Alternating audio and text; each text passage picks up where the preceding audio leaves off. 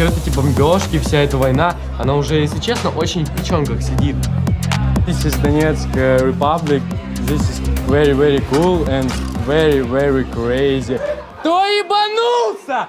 Все ебанулись!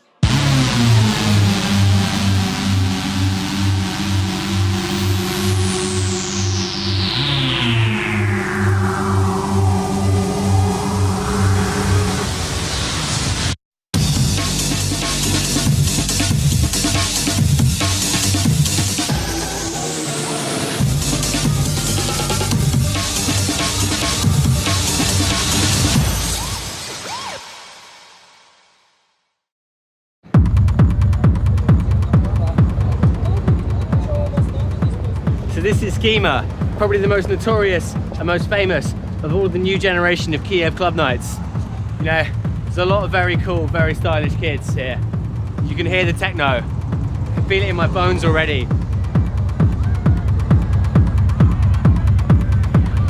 Schema was a high intensity, high fashion, and simply just very high party, full of razor-cut kids who could have come straight out of an East Berlin catwalk show.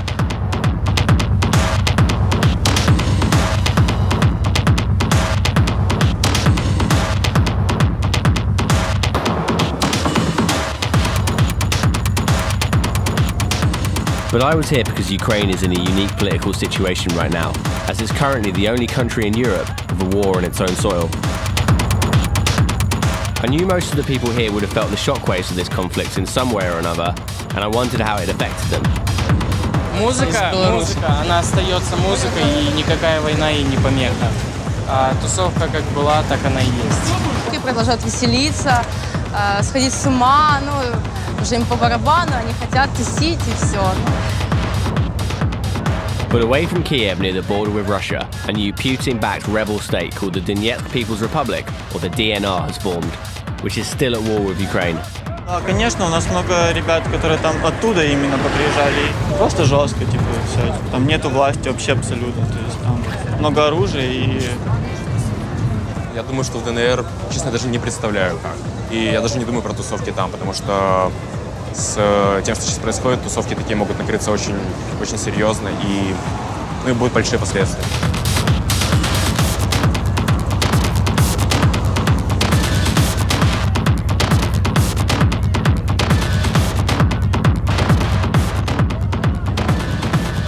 Judging by the haircuts and dilated pupils on display, the kids here were evidently reveling in their new democratic liberties.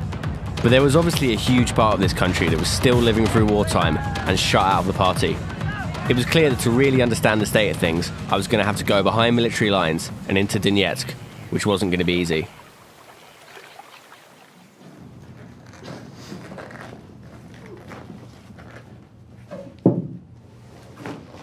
Welcome to Dnipro. We are here because you can no longer go to Donetsk directly because the airport was bombed. Pretty apprehensive about our trip because Donetsk is still a war zone, which is why I've got this ridiculous bag. And in it, we've got the staple of any war journo wardrobe, some body armor in classic Don't Shoot Me, I've Got a Deadline blue, some tourniquets, and a gas mask. So it's been quite an ominous preparation for this, and that kind of feeling kind of pretty much feeds into as soon as you start doing the research, actually. There's a handy little website called liveuamap.com. On this website, there's a legend which sorts out sort of various troubles that are going on here through these kind of like war emojis. There's a little white flag for people who've been captured, landmines, IEDs, but probably the most ominous of all of them is the emoji, which is simply a sad face with two X's for eyes, and that just means dead, apparently. By the looks of things, 3 people have died today, about a couple of kilometers from where we're staying, which begs the question, why are we going?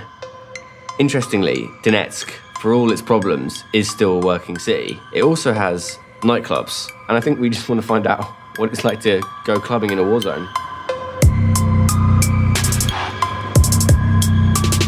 The extreme and unpredictable nature of the situation begged the question, why in God's name were they letting us in? Why would one of the most secretive states on earth with an operational curfew for all citizens, let a British crew making a film about nightlife in? And more importantly, why do we want to go?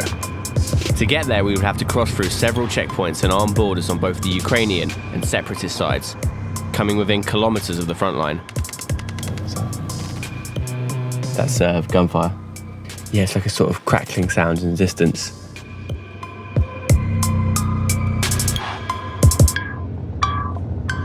So we're finally in Donetsk, on our way from Dnipro.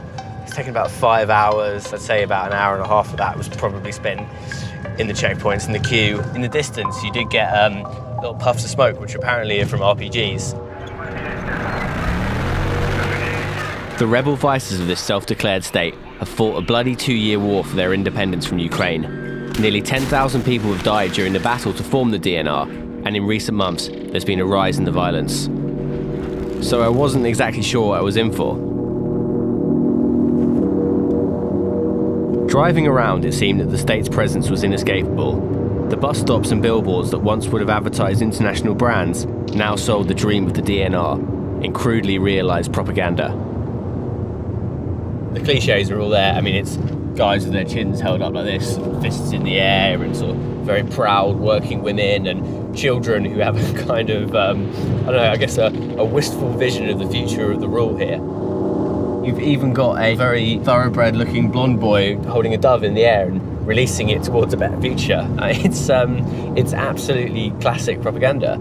I think there seems to be a sense of trying to return to a bygone era, and you just feel that driving around here. I'd heard every civilian in the DNR was subject to a state-enforced night curfew between the hours of 11 p.m. and 5 a.m. And I wanted to know more about how that affected the nightlife here. So, I needed to go where the kids were hanging out. Chicago, a bomb shelter turned dive bar, at least used to play host to the city's alternative community, and on arrival it turned out that was still the case. Tonight they were having some kind of tattoo party, and it seemed like a decent place to start. If it was in London, this is the sort of place I always end up at about 3 a.m. because these places go long and go hard, but with the curfew, I imagine it's a little bit different. Chicago looked like a bar out of an 80s movie, one where the Terminator, or at least Crocodile Dundee, might humiliate some bikers. And a band who could best be described as an Eastern Bloc Evanescence were holding court in room 1.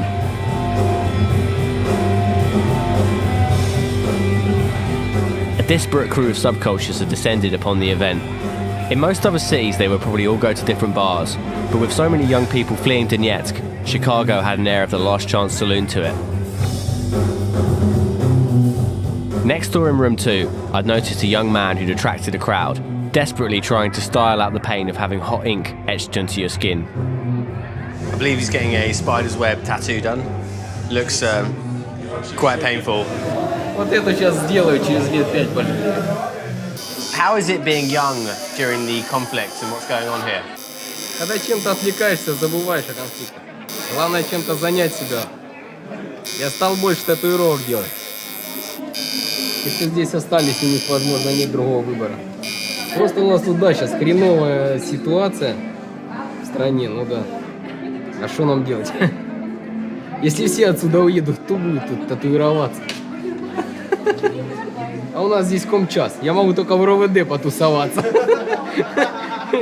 Самое худшее, что здесь есть. Чтобы домой доехать.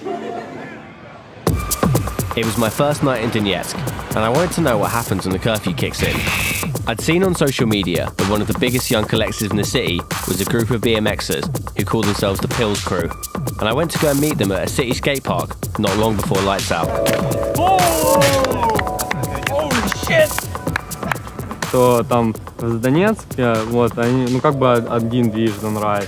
Вот, а там уже с Ясиноватой, там с каких-нибудь отдаленных там областей, это уже, да, ну, у них проблема доехать сюда, чтобы покататься, потому что комендантский час, так бы и ночью, ну, такое,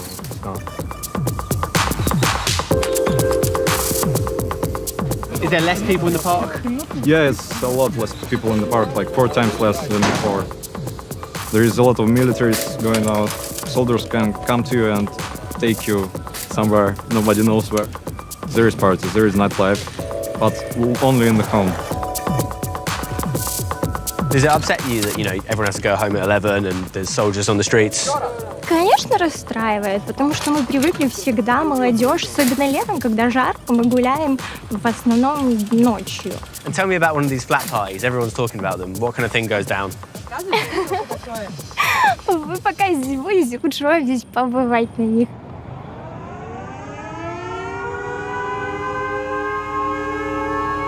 At 10:45 p.m, the old factory bells now used to sound the curfew started to ring out across the city. The Pills crew seemed well rehearsed in the drill and had started to disperse even before the first bell had rung. We soon found ourselves alone in the deserted park. Well, it's 11:15 now and everyone's cleared out the skate park. There seemed to be a genuine sort of slight intimidation in their eyes. I thought there might be a bit more sort of bravado about the curfew and they're like, you know, fuck you, we're not going to bed, etc. And maybe like a cat and mouse game with the police, like you expect from teenagers around the world when it comes to going home.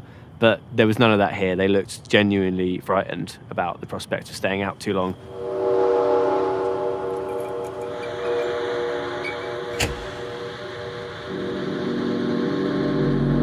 And that's it. The lights just turned off like that.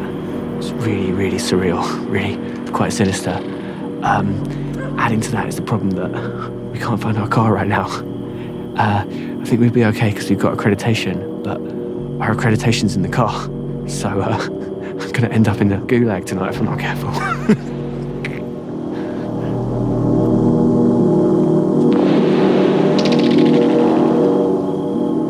With the whole city plunged into darkness and not another civilian on the streets, the dangers of the curfew suddenly felt much more real. The penalty of being caught out in the streets after 11 is up to 15 days in prison.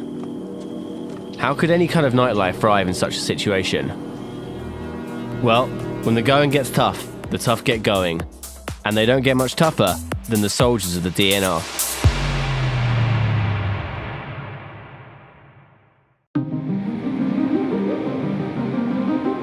We were in Donetsk, aka the People's Republic of Donetsk, in the Donbass region, formerly Ukraine's second city, and now a heavily armed pro-Russian separatist state. But despite the 11 p.m. curfew for all civilians, we were here to find where the party was at. We'd heard that the hottest club in town was called S&S, which found a way around the curfew by checking punters into the adjacent hotel.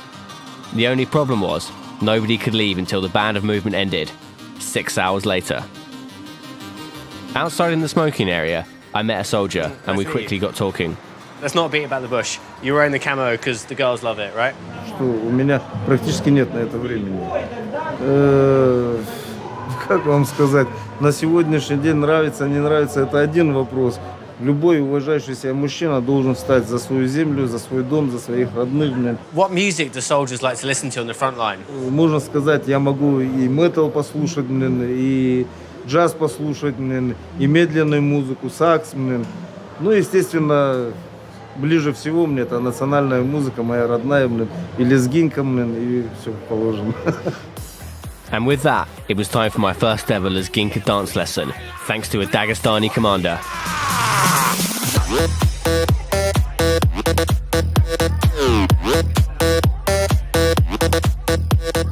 The club was at least 3/4 empty, with only a few crews of rebel soldiers horsing about like they were on a Stalinist stag do.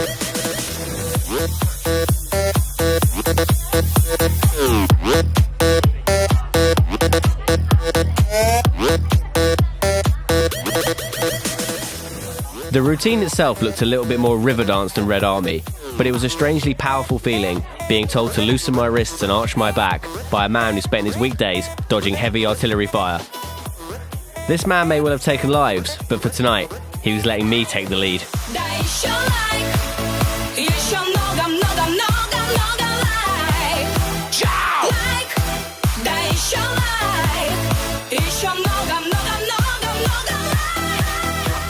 I heard the people with the power were sitting out back in the VIP area, and after a while I was invited to sit down with a guy called Yanis Potkonin, who works for the DNR's Ministry of Information. This is the frontier of world revolution. Donbass is the frontier of the world revolution. Yeah. The public revolution, the people's revolution. What was it about this conflict that really kind of brought you to want to be integral to the whole thing? Because my Russian brothers are suffering. Do we need a bigger reason? the fate of humanity is at stake here. I would hate the humanity in which London and Washington have the last say. Right.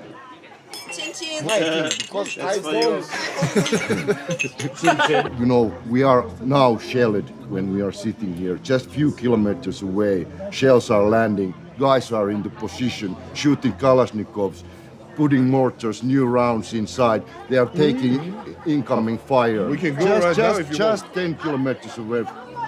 7 kilometers from It seems here. quite surreal. We're in a VIP Yeah. area of a club. And Yeah. Yeah, but this Novorossian identity, which is protected and growing here, it's something what will spread, and hopefully it will show example by creating more People's Republic. Also to the west, there should be People's Republic of Norway, People's Republic of Finland, People's Republic of Sweden, People's Republic of Germany, Britain. Give the possibility for the people to challenge the forces which are occupying them in their own soil, with their own homes, protecting their own homes, you know.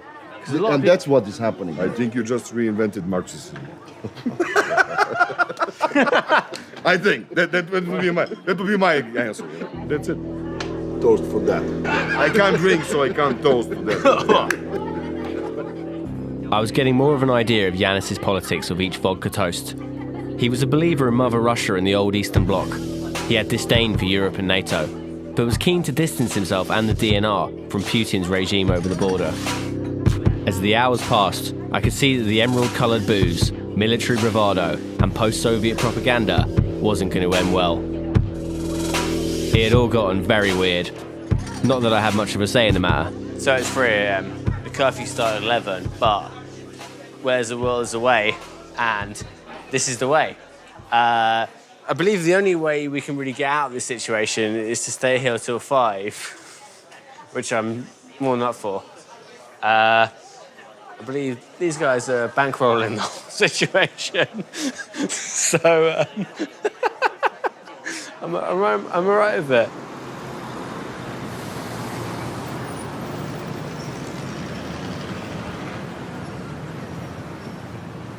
Last night was probably hands down the strangest night of my life.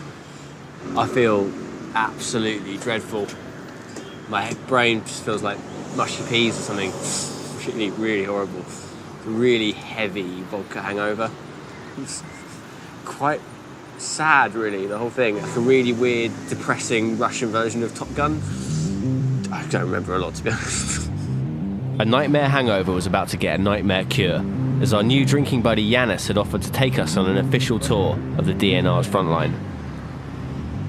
Waiting to meet him, we couldn't help but wonder why the DNR publicity team were rolling out the red carpet for us, despite banning almost all other media.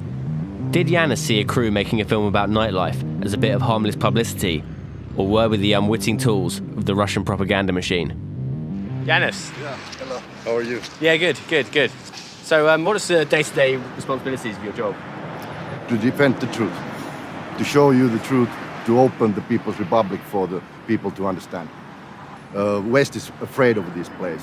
You know why? Here is no corporations, here are no banks.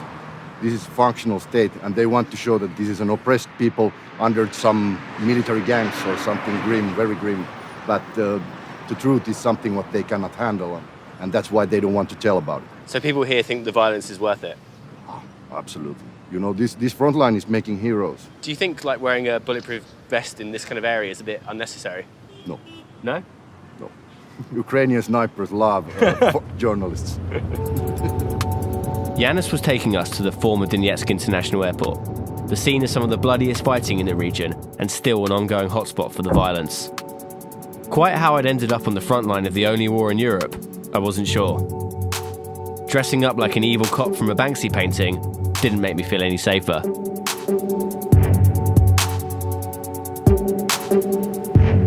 We are just a few hundred meters from our front line now. A few hundred meters? Yeah. When you come to the front line areas, you start to see it like this. And the direction is always from the west. This has come from the Ukrainian mortars. And the sharpnels, these killing bastards are like this. Here is some of them. They stuff them full of just bits of metal and that to maximum. Yeah. Any moment it can start. They're still firing shells here as we speak. There is no truce. There has never been. And the war continues. The situation now is quite tense. There has become more and more tactical attacks. This is very much now like aggressive phase again. But of course, our guys are firing back or then shooting for the movement. Sorry to interrupt. We need to actually get moving because the shelling's getting closer apparently. We will see if the situation starts to escalate and then we pull out.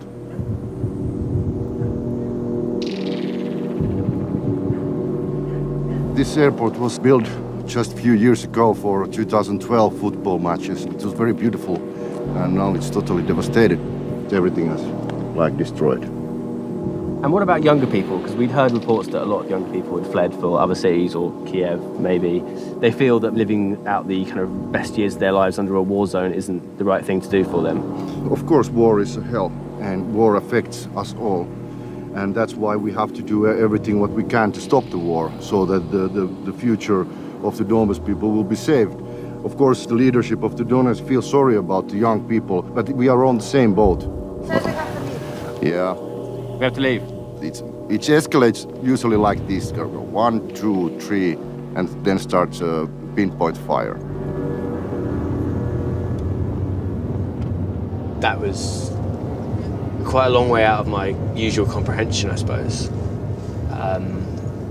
It's not the kind of place I ever really thought I'd end up coming to. And especially, added to the surreal element of it is the just like artillery fire going off in the background every couple of seconds.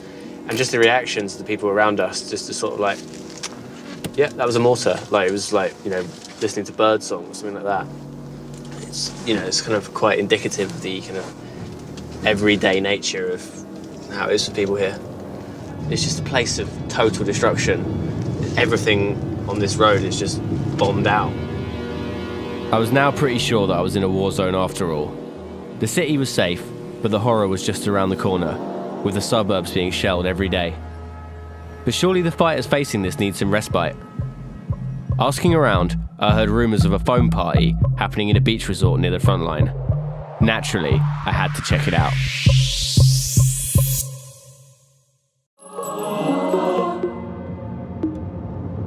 Everyone needs a holiday, especially when you live in an active war zone.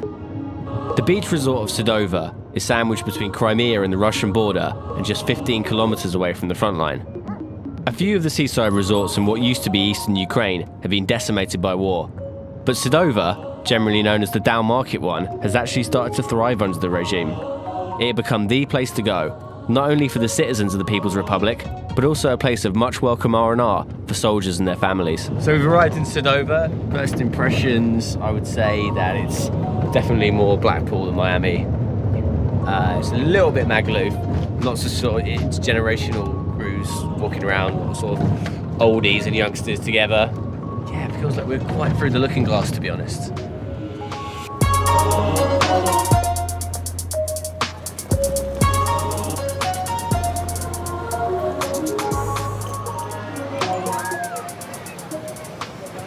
So, what brings you girls to Sedova? Отдых. Конечно же, мы захотели отдохнуть, потому что мы учились год. And how's the mood amongst people here? Because, it's not quite the heart of the conflict, but it's still going on, not too far from here.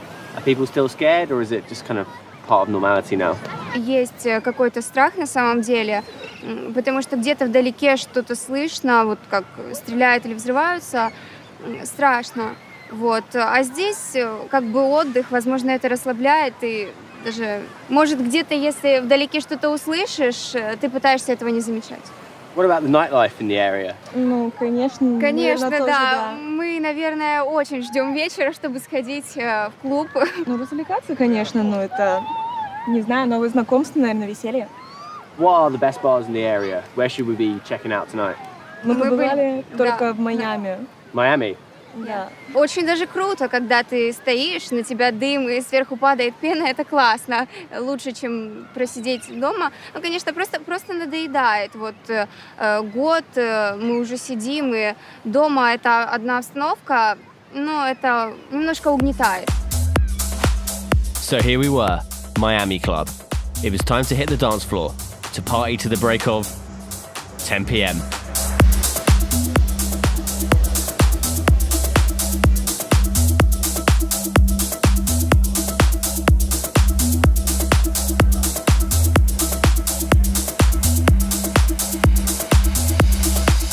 The club was packed with young ravers, pumping their fists to Russian deep house, frolicking in the rolling foam. It was the Ibiza experience, sent to the Kremlin and stamped for approval, state-sanctioned clubbing. Eventually the girls from the beach turned up, and I went to go and find out how their night was going. Здесь дым, очень много людей, все веселятся. Здесь достаточно неплохо. И достаточно уютно. Да. How do you feel about all the soldiers walking around? Because there's loads of guys with guns and camo. Does that scare you? На самом деле нет, потому что, мне кажется, они наоборот нас защищают и правда. Да, но нам вообще не страшно. Мы знаем очень много хороших людей, которые там воюют, поэтому мы в безопасности, я считаю. And what's it like being young and living in the DNR? Если бы мне здесь не нравилось, я бы здесь не жила, во всяком случае. У меня есть выбор. I guess we better get back inside. Хорошо. Мы пойдем и потанцуем.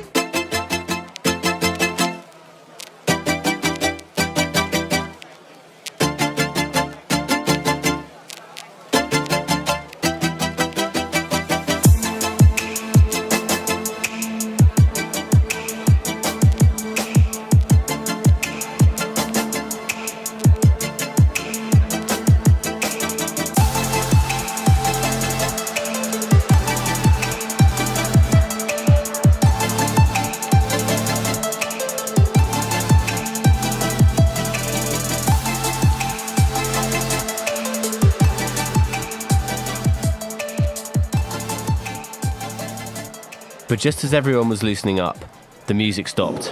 It was 10 p.m, giving the partygoers an hour to get back to their chalets before the curfew began. Resistance seemed futile, even for drunk teenagers. Ну, конечно, плохо. Хотелось бы погулять подольше и, ну, не знаю. Честно говоря, хотелось бы больше времени, чтобы отдохнуть, оторваться по полной программе. Но, к сожалению, вот так, ну, тем не менее, что есть, то есть.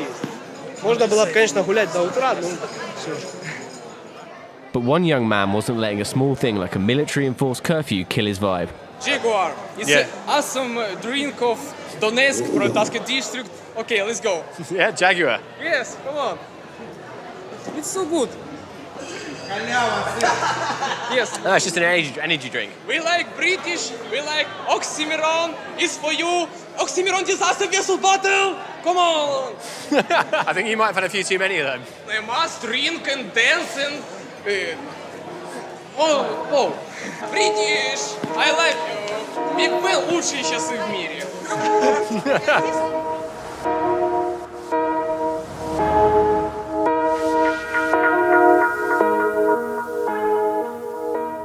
Well, I've been to some weird parties in my time, but a foam party in a war zone is definitely up there. It's not really the kind of thing that gets covered, is it? Here you are, not a million miles away from the front line, and you've got a load of kids dancing to EDM and getting covered in foam. It just shows the importance that coming out to party has in people's lives, and Sidova is kind of a real testament to that. Bye. А что вы снимаете, кстати? А какой канал? Давайте, я короче, у нас тут круто. Что говорить? Что, куда смотреть? Вам? Боже, на тебя смотреть, родной! Можно я скажу? Господи, хорошо. Ты симпатичный, такой хорошенький. Нереально, что ли? Боже мой, англичане. Я буду, да, настоящий, они все изломаны. Боже мой, у меня еще англичан не было. So how was your night? Как у меня была ночь? У нас всегда очень сильно жарко. Было очень сильно жарко, мы спим без одежды, вот только в одних простынках, вот. How is it going home now after a curfew? Вы знаете, мы местные привыкли уже только до 11, мы гуляем только до 11, а дальше, когда нас тут очень не хватает просто. Мы уже привыкли. Thank you. Thank you very much, Ukraine.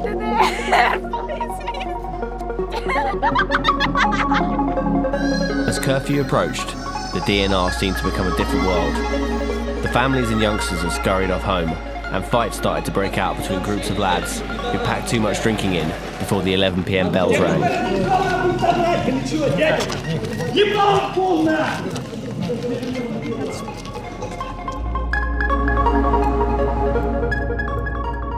As we travelled through the empty highways towards Donetsk, we were forced to pull over as a massive convoy went past, transporting artillery guns to the front line.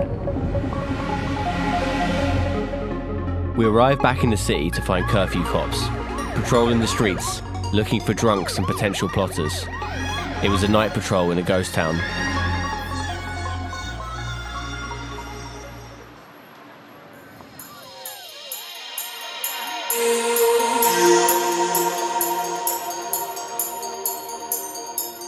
The kids from the skate park had got in touch to invite us to a house party they were throwing in an attempt to circumvent the curfew rules. I bought a party pack of Russian lager and rocked up.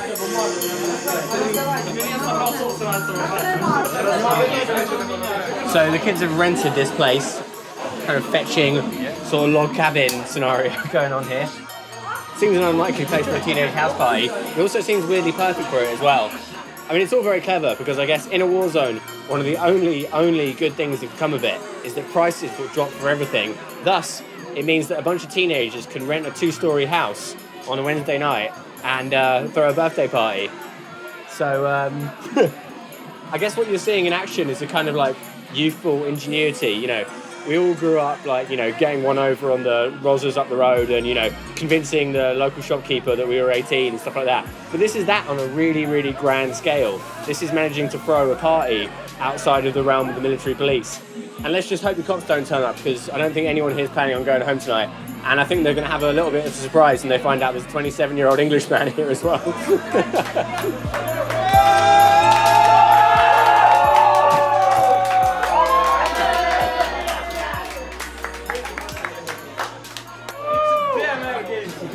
The X Games and the DNR.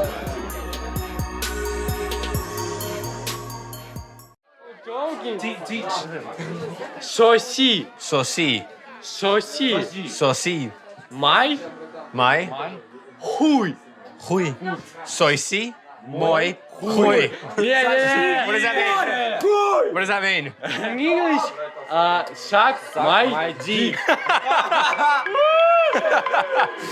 We were in the People's Republic of Donetsk, stuck at a house party during military curfew, drinking litre bottles of beer and riding BMXs indoors. Sorry, our little Russian lesson has been interrupted for a second. This looks moody. This is sort of Donbass horrorcore, I guess.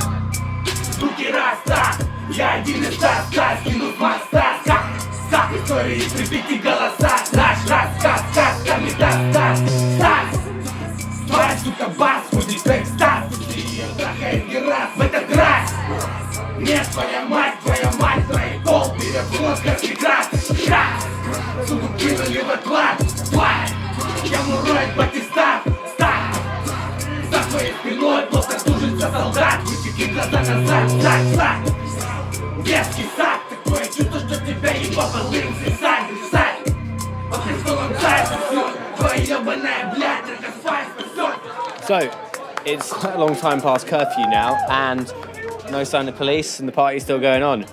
There's a bunch of guys sort of jumping off a mantelpiece onto a BMX. There are a couple of sort of Donbass juggalos. I feel like I'm in a sort of weird Soviet remix of Kids with all these, you know, sort of shirtless skater kids. And this guy even looks a bit like Chloe Savini.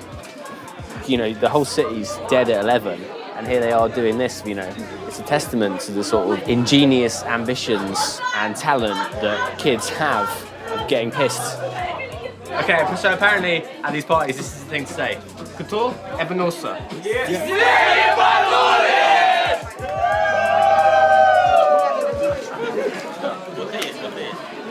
Too old for this shit. It was past curfew and everyone here was now locked into the party. But I had an official engagement to attend to. So I left to join a ride-along with 2 local police officers on a mission to catch any errant streetwalkers. Obviously, the curfew is pretty much the defining story of any young person in this city.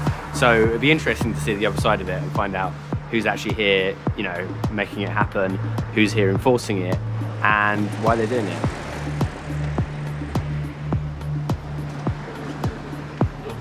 Bye. Clive. How has your job changed since the curfew came into effect? Работа изменилась в корне, потому что все те требования и каноны, которые были в украинской милиции, все переигралось. Во-первых, война очень людей сильно изменила. И люди стали как-то больше дружнее, сплоченнее, и меньше стали нарушать. И больше стало работы. So do you think the curfew is a good thing for the city of Donetsk? Сам комендантский час – это мера необходимая для того, чтобы не было как бы незаконного пересечения и шпионских действий. Люди все равно нарушают, допустим, как эти молодые люди. Тормозни. Сейчас как раз. Нормально. А время сколько, ребят? Не знаю, на работе чуть больше задержали, чем комендантский. Ну, извиняюсь, но за нас как получается? Где документы этих уважаемых людей? У нас военное время. Должен человек носить с собой паспорт. Трамвайка должен быть. Что? Должен быть. Ну, почему вы не дома? Ну, давай раньше рассчитывать. Ну, на трамвайку то, что рассчитываем. Поехали в роддел, будете там ночевать. Так, ну зачем? А потому что вы нарушаете комендантский час. Поехали, ребят, давайте без перереканий. Ну, без перереканий. Ну, давайте, ну что, загружаемся. Нет, я вас не брошу, я вас вытащила на улицу, с вами не поеду. So everyone's sort of been ushered away. It's quite confusing, but they seem genuinely quite perturbed by it all. They look scared.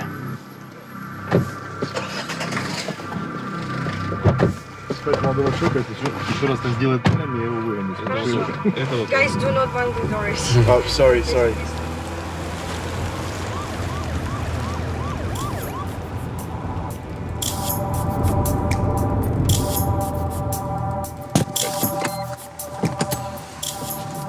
So the guys we just picked up have been taken to the police headquarters where they'll be apparently spending the night in the cells. It's a similar situation that a lot of us have been in. We've all missed the last bus or train, but these guys are now spending the night in the cells for it.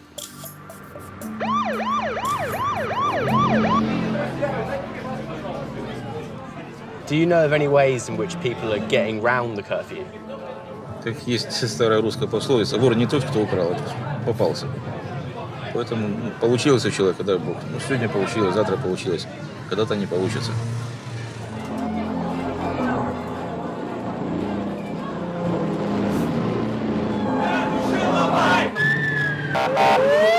Ударите камеру.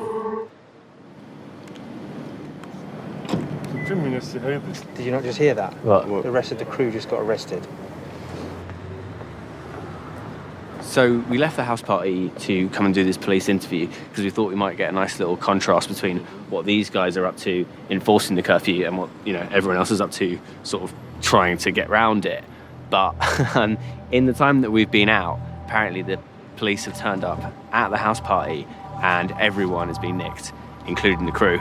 So I've had a sort of lucky escape, it seems. The police were apparently alerted to the party because of a noise complaint from a neighbour. But after a few hours and a lot of negotiation, both the Pills crew and our crew were released. The fact that we had official accreditation might have helped. I wondered how long they would have stayed had we not been there. Where are you? But this very crazy boom. This is not cool. This is Кричать тихо. Мы ебанулись. Кто ебанулся? Мы ебанулись. Вот мы ебанулись, ребята. Talk is small talk.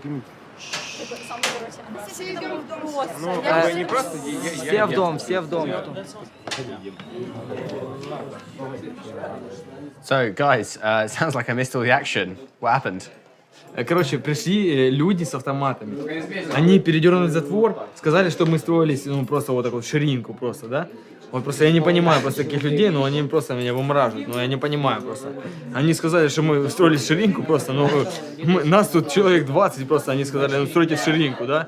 Они начали качать права просто, это типа мы капец, да, типа мы нарушаем закон, но на самом деле просто комендантский час, это ничто, мы не преступники никакие, ничего, мы ничего не нарушали. You must be dealing with a lot of soldiers and police who are kind of quite similar ages to you guys. What is it that makes, one person go one way and another go the other way? Все это время кому-то нужны деньги, кому-то, может, даже какая-то мини-слава, знаете. Ну, каждый хочет походить по форме, рассказать, какой ты крутой. А кто-то, кто-то это все понимает и сидит дома, и лучше продолжает делать то, что ему нравится, чем чисто показать, какой ты. Начали выпускать даже во время войны свою одежду, свою линию там одежды. Мы не смотрим на войну, на Украину, там, на политические взгляды. Мы просто вот выпускаем пилс. Пилс, да. Выпускаем, одежду тут. Молодежное движение у нас в Донецке во время военных действий все равно продолжает что-то делать новое, и вот все оно выходит у нас. Great. Well, thank you very much. Let me try one. We did very, very cool brand. This is the hottest brand in the whole of the DPR. Yes. Thank you. Thank you very much.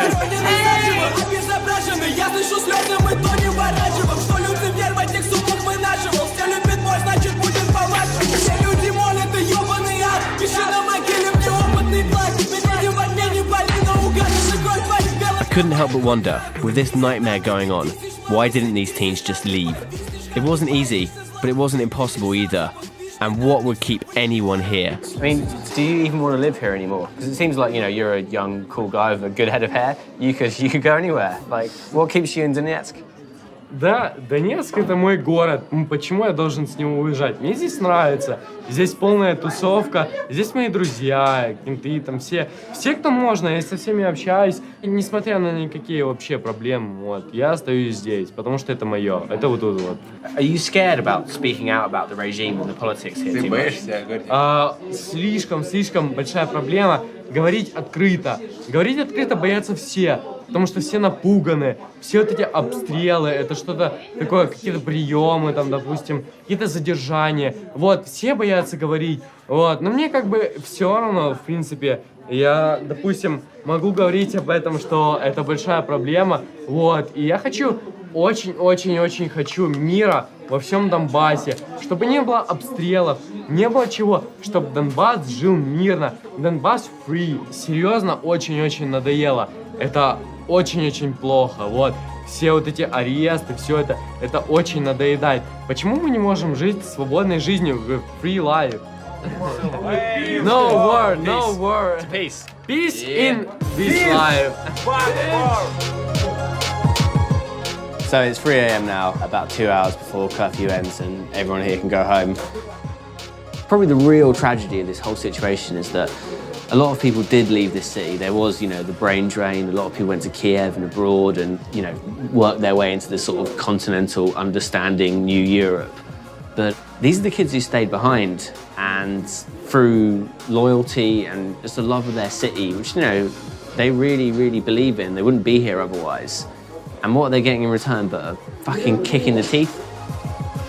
Now, this is a regime that talks about loyalty and patriotism and nationalism all the time. And here you have probably the very few young people who are actually exhibiting some of that, and you're turning up to their house parties with automatic weapons. It is absurd and it's disgusting, and I don't know. I'm lost for words. It's really fucked up. You are very cool guys. Thank you. Cheers. Thank you, mate. Good. Thanks for everything. All right, guys. See you later. Thank you for everything. I had a wicked night. Cheers. Enjoy the rest of your morning. See you later.